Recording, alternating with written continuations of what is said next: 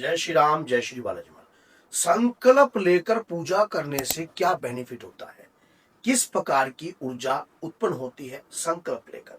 और जब कभी भी हम संकल्प लेकर कोई भी पूजा करते हैं तो उसी में ज्यादा परीक्षा होती है और वही पूजा क्या कई बार सफल होती है और कई बार नहीं सफल होती।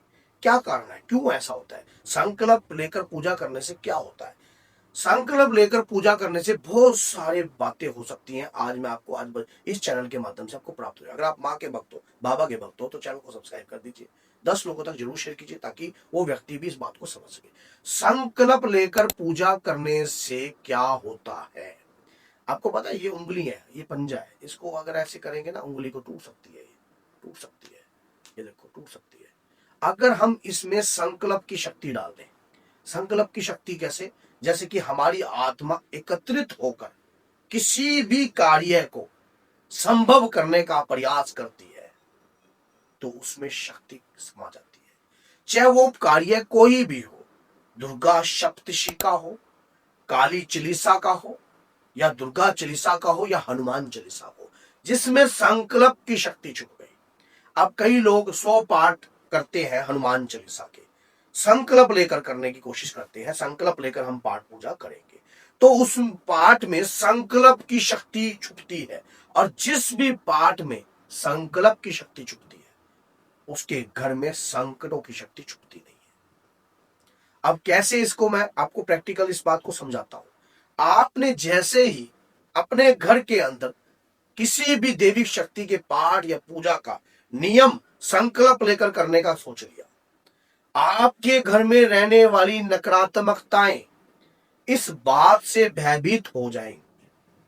जब वो नकारात्मकताएं इस बात से भयभीत हो जाएंगी, वो घबरा जाएंगी कि संकल्प लेकर ये पूजा कर रहा है तो इसका मतलब कोई ना कोई तो कार्य है और ये कुछ बड़ा करने की सोच रहा है।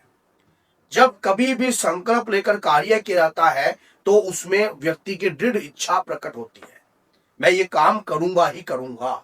हठ योग दिखता है और हठ योग से तो भगवान भी प्रसन्न होकर आपको देने पर मजबूर हो जाते हैं। तो संकट की तो हिम्मत ही क्या आपके घर में खड़ा हो जाए।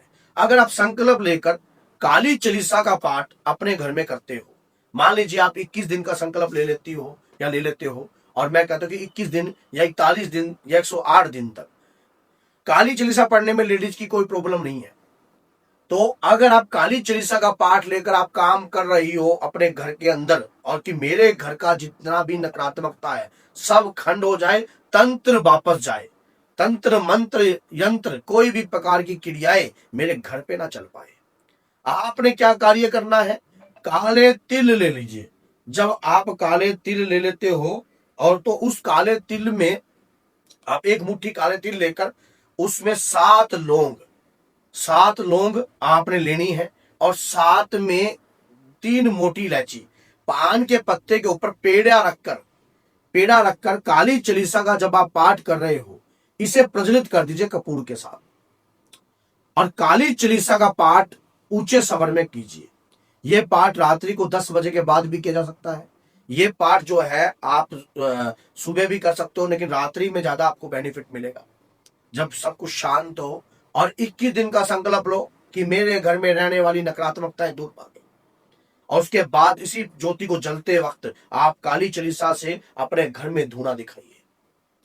नेगेटिविटी भागती नजर आएगी घर से जब आप ये काम अपने घर में करने लग जाओगे, क्योंकि उसमें एक तो संकल्प की शक्ति छुपी है, दूसरा ये छुपा है कि मैं जो ये पाठ कर रहा हूं या कर रही हूं, और पूर्ण विश्वास से छुपी है कि मैं इस कार्य को 41 दिन तक प्रतिदिन करूंगा या करूंगी, 108 दिन तक प्रतिदिन करूंगी। अगर आप रोज एक काम करने लग जाओगे, माना जाता है कि घर में अगर आप सीताराम की माला का जाप करते हो, दुर्गा माँ की पूजा करते हो, काली माँ की पूजा करते हो, प्रतिदिन कोई भी काम करते हो, कलयुग में उसका प्रभाव आपकी बॉडी पर आने लग जाता है।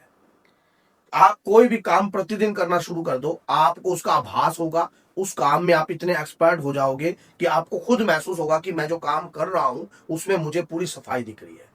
जैसे ही आपने घर में काली चालीसा का पाठ प्रतिदिन करने लग गए आप, तो जो भी शमशान की क्रियाएं या भद्रकाली या काली चौकी या कहीं भी किसी भी चौकी से आपके परिवार के प्रति कुछ भी चीजें अगर छोड़ी गई होंगी तो वो पनप ही नहीं पाएंगी। और जब वो पनप ही नहीं पाएंगी तो वो नकारात्मकता आपसे दूर भागेगी। ऐसी चीजें आपसे दूर भागती ही हैं जब आप इस प्रकार का कार्य करते हो प्रतिदिन। और जब ये कार्य आप करोगे इसका रिजल्ट भी आपको दिखाई देने लग जाएगा। नेगेटिविटी घर में छुपी हुई होती है उस, और कोई भी व्यक्ति अगर इस प्रकार के कार्य करते हैं, जब आप इस ध्वनि को कर लो तो घर के मुख्य द्वार पर रख दो।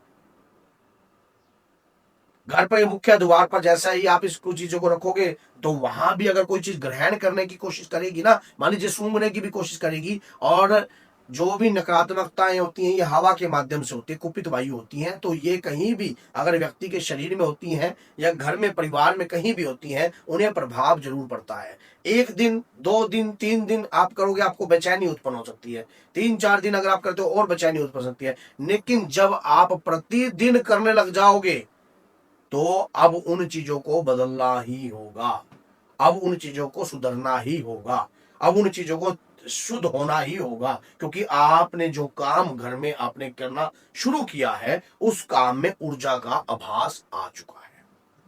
और जब ऊर्जा का आभास आता है तो शक्ति उत्पन्न होती है, और जब शक्ति उत्पन्न होती है वही ऊर्जा आपको महसूस होती है।